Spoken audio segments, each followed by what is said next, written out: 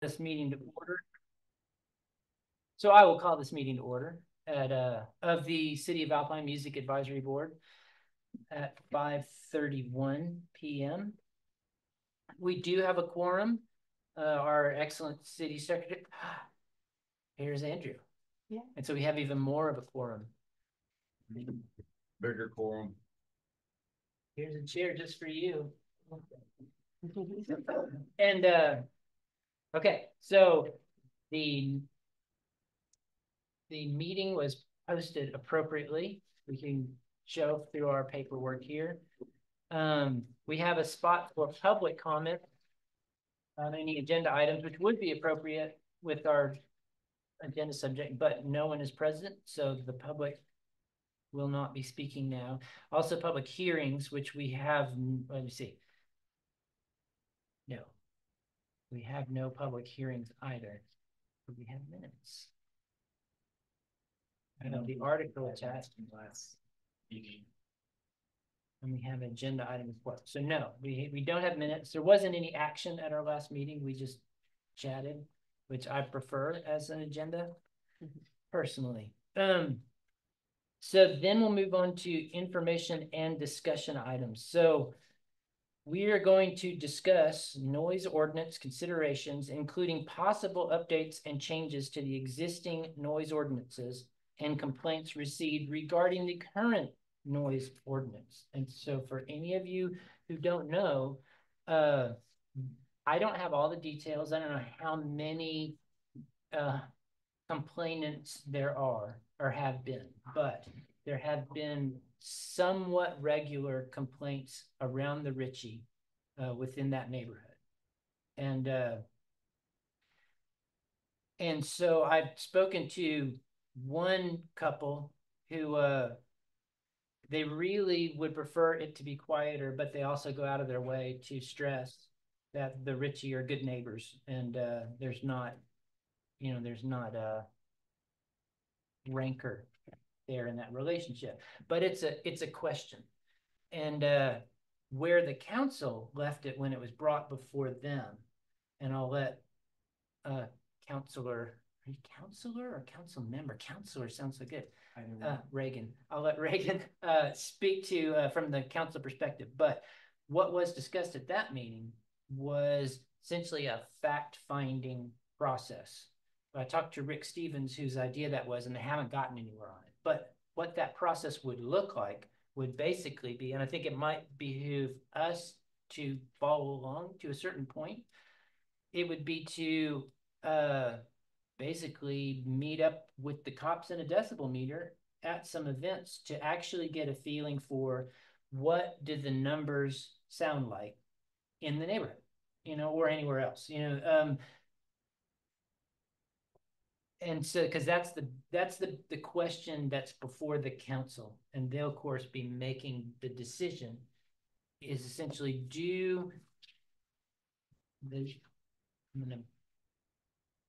on page 5 of your package, we have prohibitions, and A1 has sound levels shall not exceed the following. And there's 85, 75, 65, 55 decibels at different times of day. Commercial can be louder than residential. Earlier can be louder than later.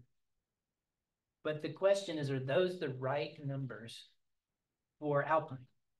And considering the proximity of our neighborhoods to our business district, I don't have an answer for this myself. And what I told the council is that the music venues and the musicians deserve to know exactly what they can expect. That's the main thing, that and that it be reasonable, because we want our music listeners to have the opportunity of a good experience, and we don't want to blow out the neighbors either. And so that's the question, is exactly what kind of process the council wants to follow to collect that information. And it's, anyway, I know I'm starting to go on, so I'm going to ask Reagan, do you have anything you want to add? Yeah, thank you, Chris. That's a good overview. I agree with you. There have been at least two households that I know of, and perhaps a couple more that have complained around the South Side neighborhood, the Ritchie.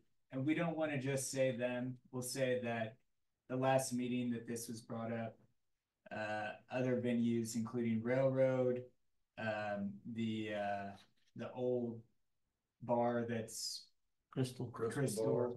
and then as well as the Red Barn. I don't know all the names. I just Skeletons, skeletons have also all been brought up. And then with that, residents have asked that perhaps it gets lowered.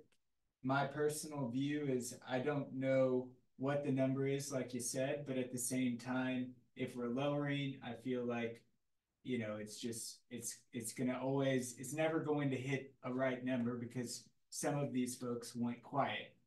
And that's the balance that we're not gonna be able to make everybody happy. I'll say when I looked at the raw data, which I don't know if I can release it or not, but we looked at all of the police reports in the last, I believe, 2 years. And the majority of those are vehicle drives by that's loud, or somebody's mowing their lawn at 6 a.m. and they wake up somebody, or there's loud music at a residential party right up on the hill over by the university or other places like that. And so only about somewhere between 30 and 40% were actual businesses that were playing music too loud at that time. So pretty small, you know, getting smaller number of where these were coming from. And of that, the Ritchie was actually a very small number of that. And I'll say that partly is because Mateo has shared his phone number with his neighbors. And so they now call him when it's too loud, or they text him.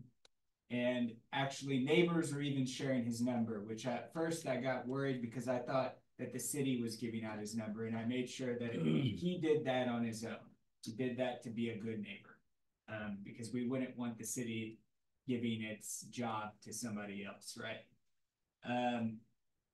The only thing I can add is the council said that they were going to do some field trips. I don't think any of those have actually been done. Correct. You know, they were going to go out and stand out and carry the little noise, you know, barometer, whatever the heck it is, and test it. And again, there are very few citations that actually are happening. So I don't think that they're going to catch anybody necessarily, unless there's a few instances where we'll note that when DJs come on at certain businesses, that's much louder than an acoustic or even a amplified acoustic show, which is again the venue that we're specifically targeting right now. I don't see that there will be much change coming from this, obviously at this meeting. That's my personal viewpoint. At the same time, what stinks is the council can do whatever it wants to. It's not like where y'all have to approve something and move it up. So if there is something that happens, that could happen over the next 3 or 4 months before we met again. As a council, we try to get views from everybody. Again, this is a small target population that's right next to them that already has some special accommodations, which actually with talking with the venue owner. And even further, we don't want to target one business. And so that's everything I can probably say in any recommendations that I have around that. If there's any questions, I'm happy to answer them too. But yeah, I did. When I spoke to Rick, he definitely seemed to feel that it was on him to organize those field trips, and he hadn't had the bandwidth to do it yet. Sure. But that definitely does seem to be still at least on to be an idea that is worth pursuing. I feel pretty strongly that at least some representation from this board should be invited, you know, and to attend, because that way all of this is subjective, you know, and as Reagan says, if you compromise properly, nobody's super happy about the result. So we're never gonna get to silence. No one has the expectation of silence, but we all have the hope for something reasonable. And that's where you don't know what reasonable is unless you actually hear it. But anyway, I'll be quiet. And Will, you want to? Cindy, you had something on the hot plate. Oh, well, I was just wondering if there was, like any specific, like if there was any data, like was there certain days or times or anything like that where the complaints were being made? Did you notice any patterns like that? Yeah, so I don't see any specific patterns. Obviously, the venues are more on the weekend than not on the weekend. Right. But to be honest too, there could be underreporting because some venues like the Ritchie are not being cited. And by the way, almost no, I don't think there has been one business that has been cited, at least during the current Chief Losoya's tenure.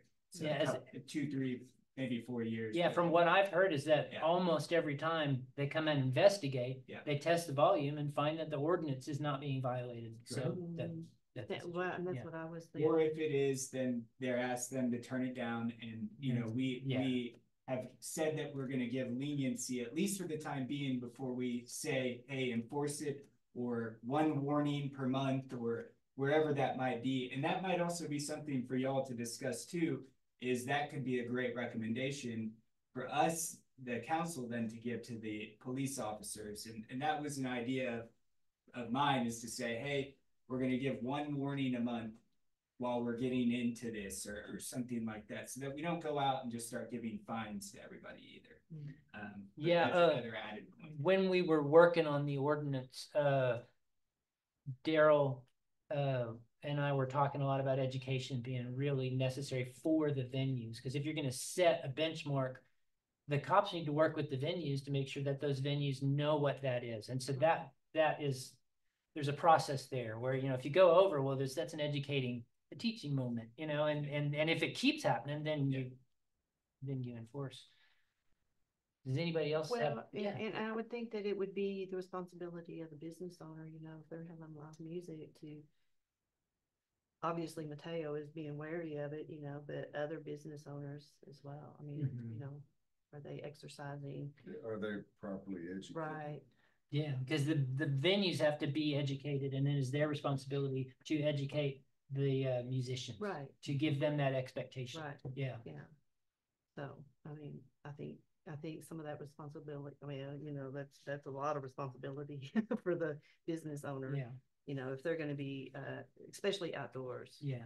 Well, and that's the only time that it's ever an issue. Yeah. Yeah. Any other thoughts?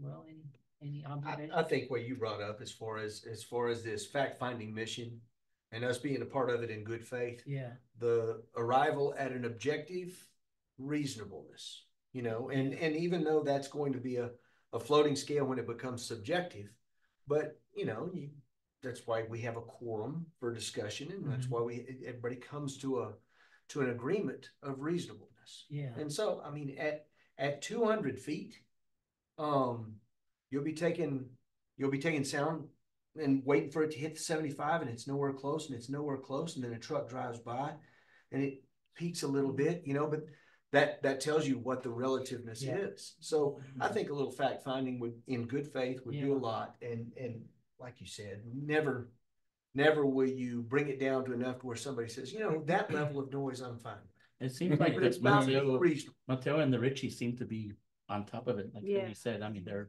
Good. way proactive. He's been very proactive. Very proactive. And that's neighbors have said the exact same thing you said, Rick, is they've all said that he's a stand-up owner, and everyone on council and the police have said that he's worked with everybody. Correct, yeah. And honestly, probably never even broken the law. I mean, they said maybe there was a 66 during a 65, but it was probably when somebody hit the note right then, but it's like they do it 3 times, and basically they have to start getting them over, over that level. I think we had our 4-piece band out there once, and we saw the guy, one of the bartenders, out there, and I thought he was checking for the wind or Yeah. something. And that's what he was doing. He was saying, and I said, "Are we okay?" And he said, "Yeah, we're okay." And so they're on top of it, and I'm glad that they're on top of it because I'm Yeah. not, Yeah. So I think as far as the neighbors, if they know that we know that we're listening to them, and hey, we're all trying, everybody's trying on their end to make everybody. It's never gonna be, Yeah. perfect. But I think if people know that they're being listened to and somewhat reacted on or Yeah. responded, give them a response of And this something. discussion is different from the last time we discussed this with the crystal, right? Yes. Are we changing any of this? The question is whether, let's put it this way, the question came up to council. And so then council has to decide if any action is even needed. And they haven't made any decision like that. There's no movement even in that direction. Oh. And so, but one of the questions is, like if a problem is identified, well, what are the ways you address it? And one is to change these numbers. But that's like Will pointed out, there's some research that needs to be done first. Right, okay, Yeah, because this is what we discussed yeah, the last time. yeah. All right, I was just kind of curious about that. And so I have a question for y'all as well, is if, all of us have seen each and every one of us out at the Ritchie at least once, and maybe at other places as well. And I got my own thoughts on when I'm hearing loud bumping DJ music at midnight from somewhere else too. With knowing that Mateo has been a stand-up business owner, and by the way, he's also on this board now as well. Yeah. He's filling He's in for behind some the bar right family now, but yeah. emergency right now. But with that, and also with knowing that at some point, he can keep texting these people back and being like, hey, thanks for letting us know, or whatever that might be. But it's also not his job to be doing that.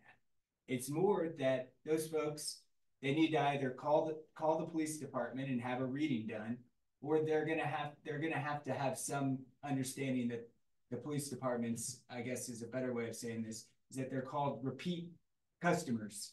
It turns into crying wolf type stuff, because if you're calling over and over and they're at 60 every single time and it's 65, then eventually they're going to stop responding, or they kind of still have to respond, but it's just like, what's happening here? So my thought process is also to get your ideas on kind of that idea of helping out the Ritchie with that. And then also all of us, I'm sure, have had a night where we heard the DJ too loud somewhere and we're like, how the heck is that happening at 11:45 at night right now, that it can be heard everywhere in town? And so maybe there does need to be a response of some enforcement in some way, of being like, well, the Ritchie keeps getting called on and they're not over it. And so they don't ever get that one warning that then could turn into a citation. And so the police department is, unless they get 5 calls, they're not going to go deal with that. We have limited resources in town. Or if all of a sudden, the police department can hear that the VFW, or that I'll just say that it's not the VFW, it's the other place. American Legion. American Legion, when they have a DJ out there at 11:30 at night and it's bumping and they can hear it, and I call in and somebody else calls in, then they go give them one warning, and then you move on. If that happens again that same month, they get a fine. And then, we have actual responses and accountability in some way. And we're not putting it all on, I guess, Mateo is really where this is coming down to. Sure. We're not putting it all on one guy. Yeah. And so I don't know if one warning per month is too lenient. Honestly, it could be, but that's like a starter entrance into being like, hey, these are actual ordinances and we do have a way of enforcing them. Because right now the police, until we tell them something differently, are not going to enforce this at all. They're either going to come and say, you need to turn the music down, and they turn it down, or they're going to keep coming over and over that evening or multiple weekends going forward and just doing the same thing, or nothing will be done. Mm-hmm. So we do have ordinances, and I seem Right. to think that we should enforce them in some way. But I also don't want to come hammer down. I'd rather use carrots than, slinging vinegar at people. Yeah, and I don't know, like in terms of the executive branch, because you're the legislative. Sure. And so that's a question like, well, where does I'm guessing it's the chief of police who's responsible, for setting those, but this board council could make suggestions, for these seem like reasonable approaches within your obvious professional discretion, but I don't know. We do Is it like the legislative speed intent, limit? yeah. If it's 10 or under, you get a warning. If it's 25 over, you get a felony, or. But could we put a measurable metric as to when we warn and when we don't? Like if you have, how different is 85 from 75 or Exactly. 75 from 65? We need to go measure that and Yeah. figure out where our lines are drawn for a recommendation. Mhm. And I'm game. Yeah. I got lots of You- speakers. You We can- do, I and can and turn that them up and actually down. might be the way to do it is have somebody with a volume knob at our disposal as rather than, because what we've done so far, like this ordinance was generated by Bart Crow, basically.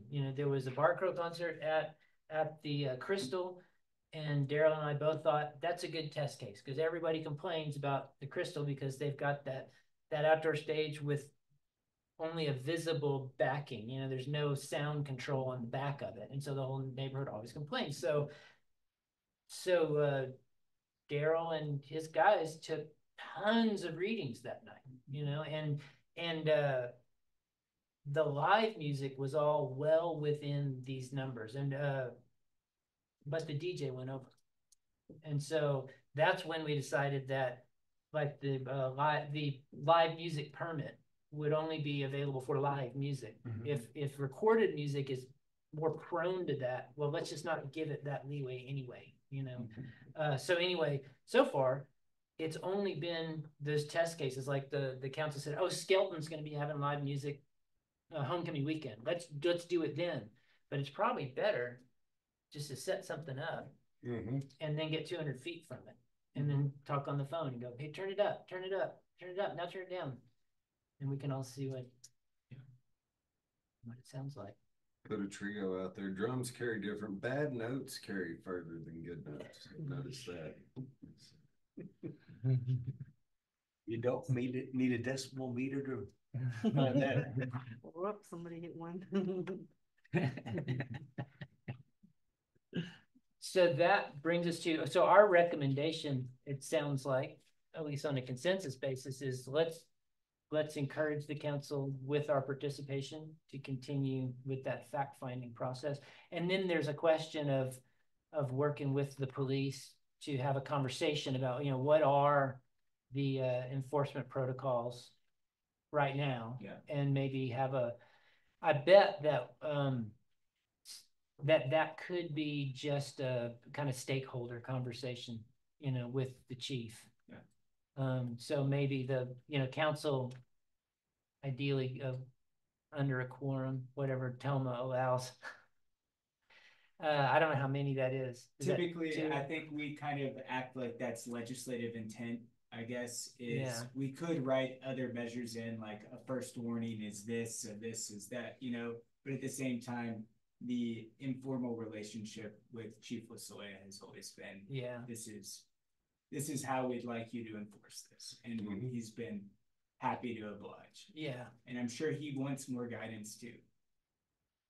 So we can follow up then with just that conversation with Megan and the chief and see, well, what did they think the best conversation mode is for that? Yeah. Go from there. Yeah. That sounds good. So the next thing on does anybody else wants to say about this before we move out of discussion? Then the next piece on the agenda is the action items. So the next question for you guys is, do any of you want to make this a formal recommendation, or are you okay with just all call Rick or email Rick and Reagan and we'll express this to Does them. it need to be formal? I don't think so. If it was something that needed to be written, like if we were saying, we're recommending these changes to an ordinance, yeah, we'd need to vote in the specific language and all that sort of stuff, but, well, we have somebody who can probably tell us. So if you've been listening, the consensus is that the Music Advisory Board would like to participate with council in the fact finding for the decibel levels. And that would be, I guess, the request rather than a recommendation. Do we need to vote on that or just tell you? You can just tell me and Okay. I can update you. The big concert on November 2nd at Skelton's, was the one where we were gonna try to have people there, but it was very last minute. There haven't been very many other scheduled live music events besides the Ritchie, but they shut down for the ordinance even really would come into play.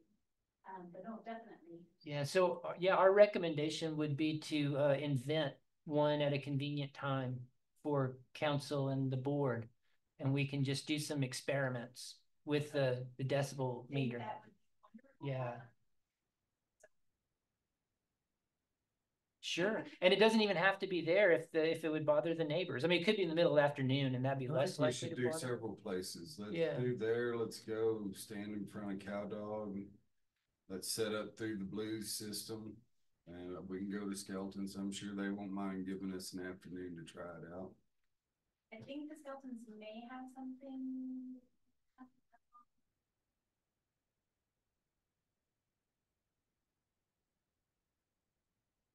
I believe they do. Mhm. Got some events and stuff going on. They got goat roping and Believe it or not, there was no complaints the weekend of homecoming. Besides.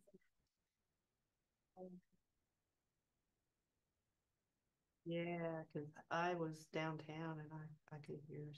I When, don't know if it was homecoming, Yeah. everyone was just excited. or- well, I think when things are infrequent, people, okay, well, this is an unusual situation, and I think we've heard more complaints at the Ritchie because there's more music more often, because now It's it's a 7 nights a steady- week, which is a great boon for the community, for this opportunity to listen to music, but for the immediate neighbors, it's like every night, and yeah, it's over by 9, which is, and But- Mateo's responsive. Another good point, we need to hit several different genres. Mm. We need swinging country drums, we need rock drums.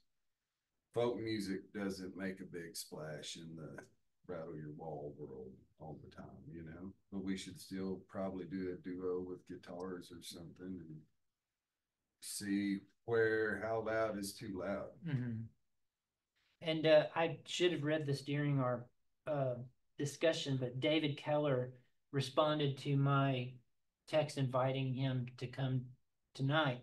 He says he's still in Redford. He'll be back tomorrow, but unfortunately I can't be there tonight. I think the thing that I would say is that our situation at the Ritchie is going to improve anyway with the bigger stage. And also most of the complaints were on nights that were exceptional and in fact too loud in my opinion. And I think the sound ordinance is okay. I think it could be lowered 5 or 10, but not more than that. But until we do something about the train, the band noise isn't going to fix the general noise problem in Alpine.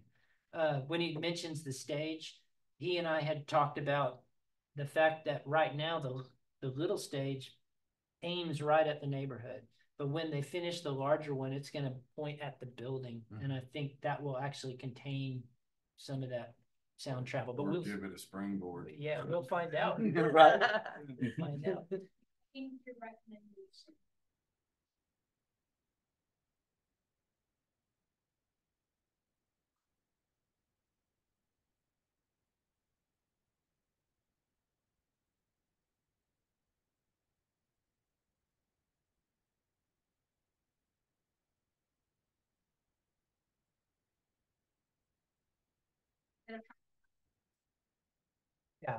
Yeah, Would have we've got all the gear. Do you think that we need a vote or I is this think consensus? Because you do have it on the agenda.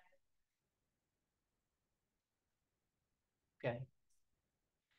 So now, from one of you, I'm gonna need you to make a motion in your own words, similar to what Megan is saying. 1, 2, 3, go. Okay, I make a motion that we make a recommendation to the city manager, to try different venues and measure noise or, noises and fact finding. Okay, we have a motion to work with the city manager, identifying different venues, noise levels for fact-finding purposes. Second. We have a second. Is there any further discussion on this motion? Then I would ask for an aye if you're in favor. Aye. And a nay if you are not. Okay, well, that motion passes unanimously. Thank you. And now I'm gonna add chit chat as item 8 on the agenda. And I'm going to ask each of you if you would like to tell us what you're observing about the music world and industry of Alpine at the moment. Councilor Stone.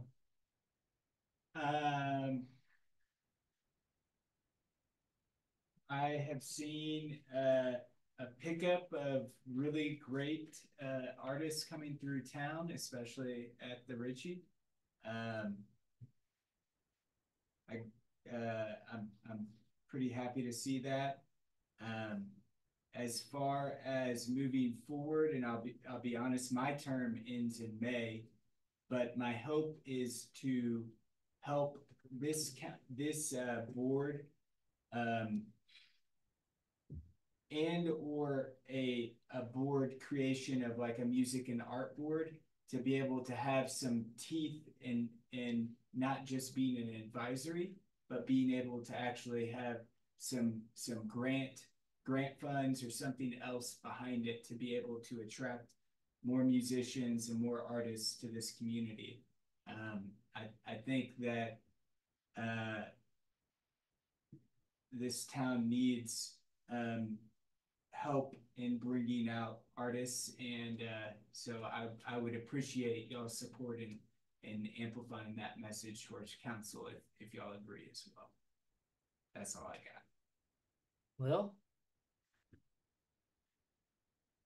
It's very infrequent that you'll catch me keeping my mouth shut, but I don't really have much to add right now. okay. Not an objection, but just No. I won't fill space, just to fill space. All right then. Cindy, anything? I really don't have much to add either. I'm kind of taking a break here, and we got our festival over, and How was that? it was good. Good. Yeah, we had a really good turnout, and Saturday we had an experience. Jerry Washington, he came in, he was outside, and he was like, "Cindy, you need to come look at this." And one of the transformers on the poles out here was smoking. Thankfully, he saw it, So I called the electric company. Megan had been here, and she had just left, and we got a hold of Gio and her, and she came back, and we got it all under control. I mean, it actually started on fire. Wow. And so we got the power turned off before it went off and blew the equipment and everything. So, and we announced it and had people move their vehicles and things like that. So it was very unique. And when the power did go off, we had a couple of the groups play inside acoustically in the dark. And then we migrated outside and had a couple of groups play outside, just right outside. And I mean, people loved it. They had a blast. So it was really, I'm sitting here chewing my nails, but it was really a pretty neat experience. Like, okay, so this is how I need to be better prepared, like numbers and things like this and stuff. So yeah, it was really good though. We had a good turnout. And we had volunteers from Soul Ross to Music Club. We really appreciated. Andrew, what's happening on the Hill? Yeah, the music program is doing well. With regards to the community, the chorus, the community chorus, we did a mass back in May. I was a little apprehensive in knowing if the community would accept uh, a choral mass being performed, but we had a nice turnout. So, you know, bringing classical choral singing to this area it seems to be a nice reception that people are wanting. And the children's chorus, the youth chorus are growing. So the choir scene is definitely on the up, both in attendance and growing the choirs, but also in the attendance of the audience. The university is doing well as well. We finished a concert in with the university choir, where we did a concert with film music. Cindy played with us, which was wonderful to have a little string ensemble. Our guitar professors are bringing in performers. This past spring, we brought I believe oh my goodness, I can't remember if he was from Russia, Romanian. Dragos. Yeah, Dragos. And so we're bringing in that back again this coming spring. So we're bringing in artists to come to this area to bring classical guitar performers. I'm looking at to bring in opera singers, musical theater singers into this area.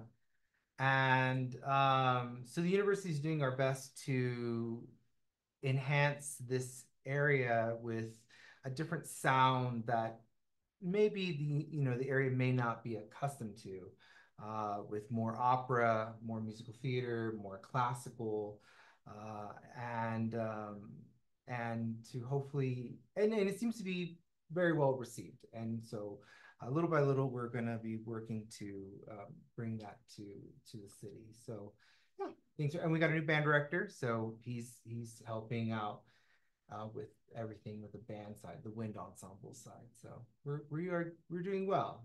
Little by little, we're growing. Thank you. Yeah. Rick, what are you seeing these days? I'm just seeing a lot of music, and it's good. It's good. Right. Yeah, I mean, it's nothing to add. Okay. Neil, I agree with all the sentiments. Yes. Well, so then I'll share a little bit about what I learned at the Texas Sounds and Cities Conference, which is a conference for Texas music-friendly communities, which is why we have this board. This was one of the requirements for us to be a Texas music-friendly community. There are now 71 music-friendly communities, and we were in the first 20, and that was in 2020 that we were official. And so in that period, they were trying to get 20 of them in 2020. That was their goal, and since then they got 51 more. So this program has really expanded. So there's a lot of communities, and they've split them into regions. Because the first one of these conferences they had, like the most popular part was when the different liaisons, which is my job, from the different communities were sharing information, in little roundtables. So they said, well, why don't we make this permanent? So our region includes Lubbock, Amarillo, El Paso, San Angelo, Dalhart, Sweetwater, and Alpine. Dalhart and Sweetwater almost never show up, but every month I'm on a Zoom call with my counterparts from those communities. And let me tell you, Lubbock is the most impressive by a long way, what they offer their music community. And they I think just have the right mix of expertise on their board and energy, but they also have just a larger crew, more musicians at all levels. So they've got this workshop, this regular workshop they do called Getting the Gig, which basically older, more experienced musicians mentoring young musicians on how to work with a venue. And then they have a conference once a year they call the Buffalo Grass, which is, again, it's a professional development for musicians. And that's something that I would like to share with our music community well in advance, so that they know, if our players know that these resources are available. So that's one thing. When we all met, oh, I forgot Odessa. Odessa is actually our nearest West Texas neighbor, and a good friend of mine is their liaison, and so we're highly motivated to work together. And in fact, if anybody wants to play in Odessa, let me know, and I can connect you with some people who I met a person at the conference who was not with that group, but she books venues in Odessa, and Randy, the liaison, he also he has some funds too to help put things together. They have a First Friday cultural event in downtown Odessa that I think we could send people to and get them a hotel night and a paycheck, so those are things, those are opportunities. We meet monthly, and we all decided that one thing we hadn't yet done, because what we do is we get on Zoom call and everybody says, well, this is what happened in Malpine, this is what happened in, we just share what's going on, and then we sign off. And we realized that we weren't involving you guys. And so I think the first month of the quarter, we're going to explicitly invite, there's no requirement, but I'll do my best to well in advance just let you know, okay, that call's coming up, and usually we do them on Wednesdays at 2. I don't know if that works for anybody or not, but that's when we do it. And I bet for that first one, we can move it around if there's other times that work better. But so that's something to be aware of, that we're going to try and engage not just the liaisons, but the whole boards once a quarter.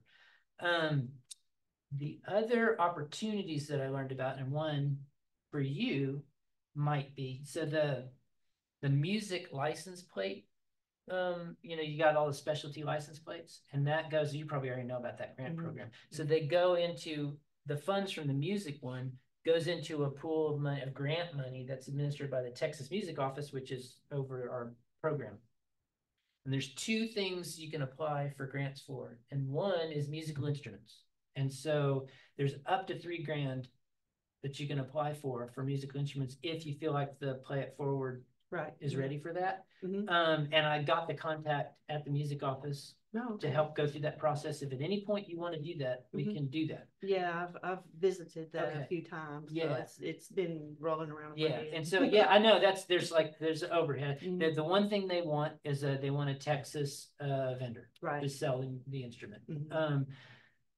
But yeah, if at the point where you're like, yeah, I can think about that, let me know, and we'll work through it. Yeah. The other thing is community music events, concerts, free concerts, all ages, up to $3 grand for Texas musicians, and that's up to $3 grand a night. So I'm going to be talking to Art Walk for sure. Just you need to apply 90 days or more before the event, and it's funds based on availability of funds. It's competitive only when they're running low on money and they have to say this or that.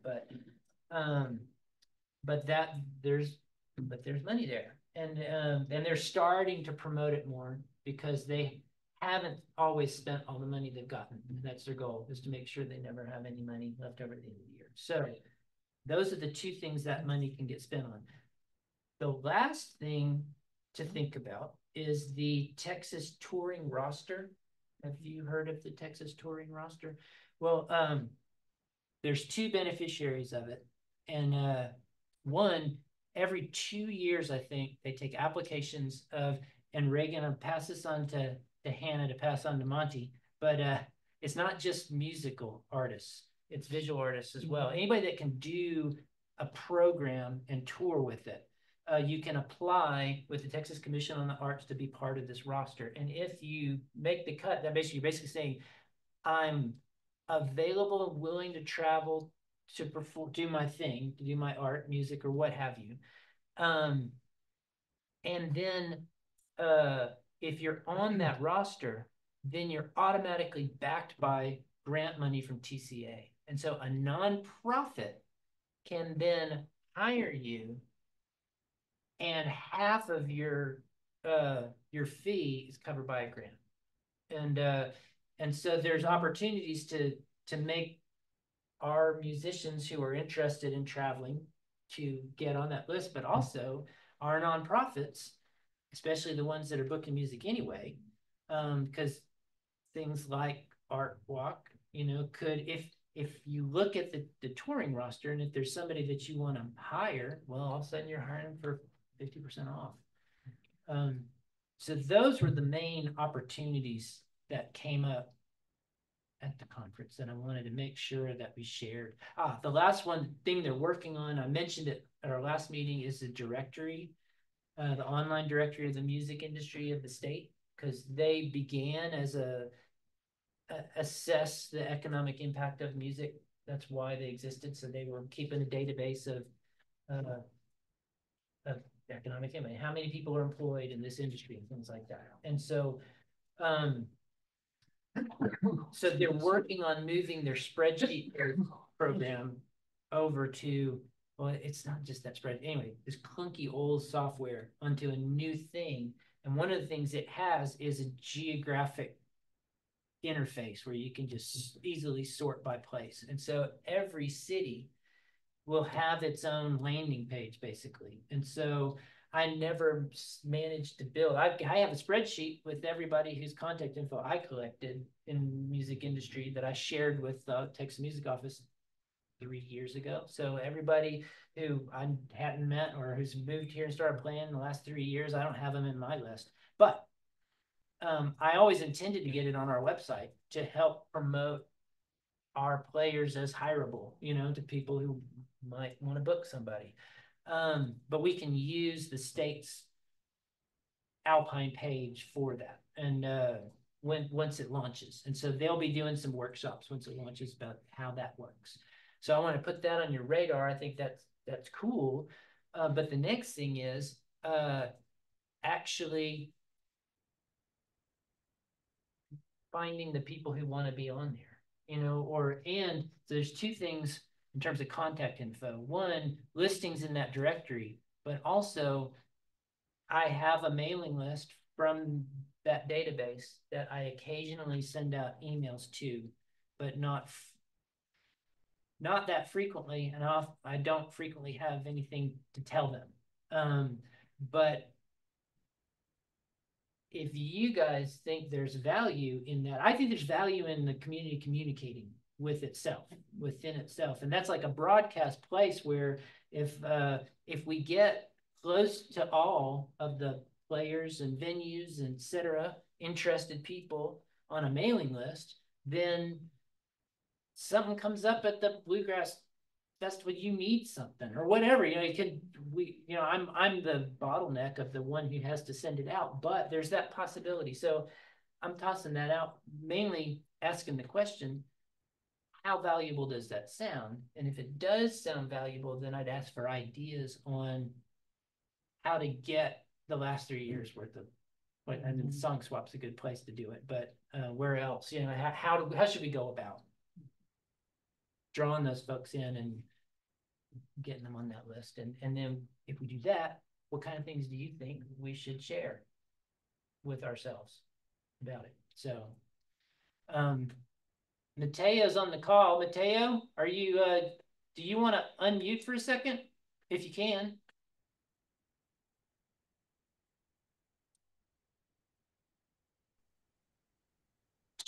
Can you hear me? We can. No.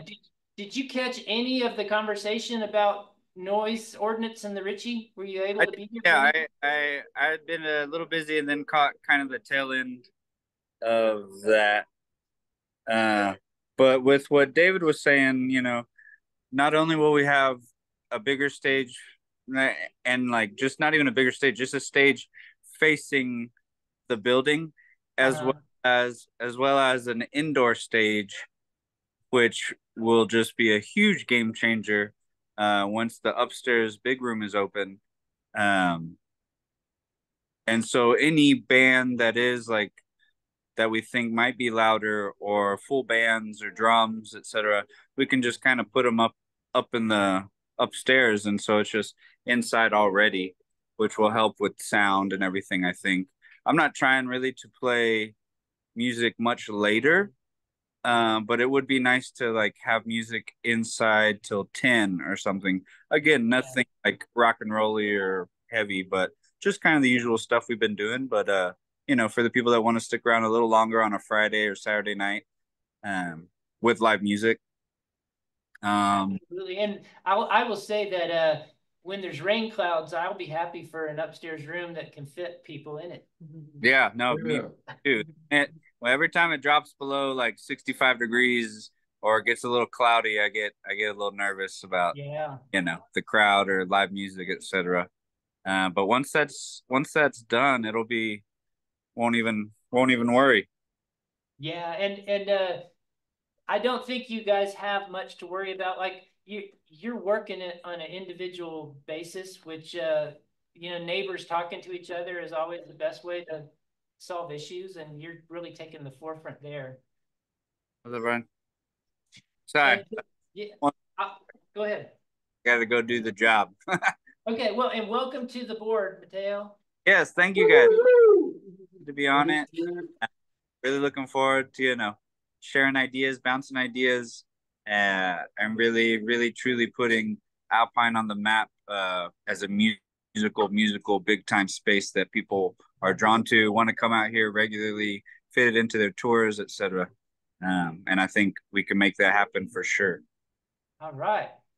Well, thank you so much. Yeah. No, thank you guys. Yeah. All right, I gotta go pour a beer. You do it. All right. Anybody else have anything they want to add? No. We're all talked out. That's good. Okay, then our next meeting is already on the calendar. I don't know what it is. Find it.